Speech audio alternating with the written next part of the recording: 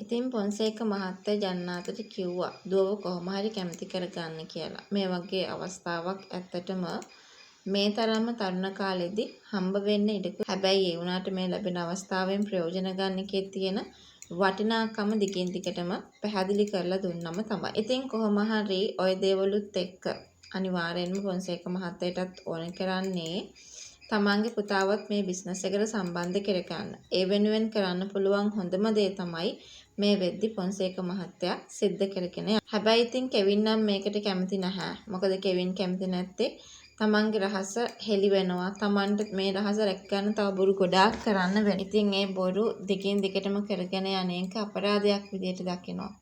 ඉතින් තමන් දැන්ටත් බොරු ගොඩක් කරලා තියෙනවා. එතකොට ඉස්සරහටත් ඒ බොරු කරන එක ගැන ගොඩාක් වෙලාවට හරිම වේදනාවක් තමයි ඇති වෙලා. ඉතින් කොහොම නැත් දැන් තමන්ගේ තාත්තා අක්කා තමන්ගෙනුත් අහන්න නැතුව මේ කරන පැහිච්ච වැඩ නිසා ඇත්තම කියනවා නම් තමන්ගේ රස්සාවටත් වඩා තමන්ගේ ආදරේ කතාවට ඒක බලපානවා කියන කතාව තමයි අද අපි මේ වෙලාවේදී කතා කරන්න ඕනේ.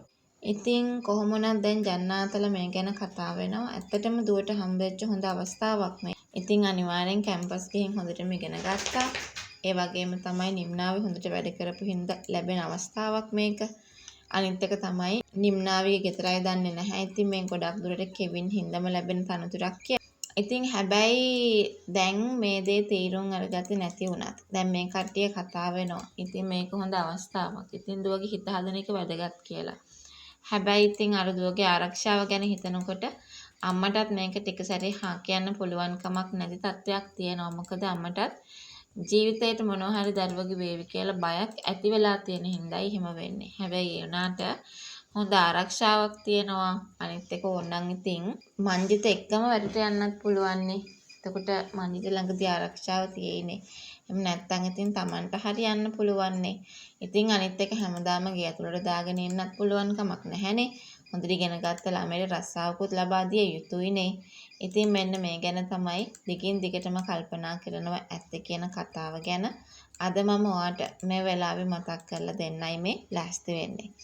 ඉතින් අනිවාර්යෙන් අම්මයි තාත්තයි දෙන්න නම් ඔන්න මේකට කැමැත්ත පළ කරන්න ඉඩකඩක් තියෙනවා කියන ඒ කතාව ගැන තමයි අද මම ඔයාට මේ වෙලාවේ මතක් කරන්න සූදානමක් තියාගත්තේ. ඒ විශ්වාසය අපිට මේ වෙලාවේ ගොඩනගා ගන්න හැකියාවක් ලැබෙනවා කියන ඒ කතාව ගැන තමයි මම මේ වෙලාවේ ඔයාට මතක් කරනු ලබන්නේ. ඉතින් ඒක ගොඩක් වටිනවා. ඉතින් ඒ වගේම තමයි ජනනාත කතා කරලා අනිවාර්යෙන්ම තමන්ගේ දුවගේ අකමැත්ත ගැන මුලින් නම් කියන්න සිද්ධ වෙවි. හැබැයි ඒ උනාට කියන්නේ තව ටික දවසක් කල්පනා කරලා මේකට හරි තීරණයක් ගන්න එකේ වැදගත්කම මෙතනදී මතක් කරයි.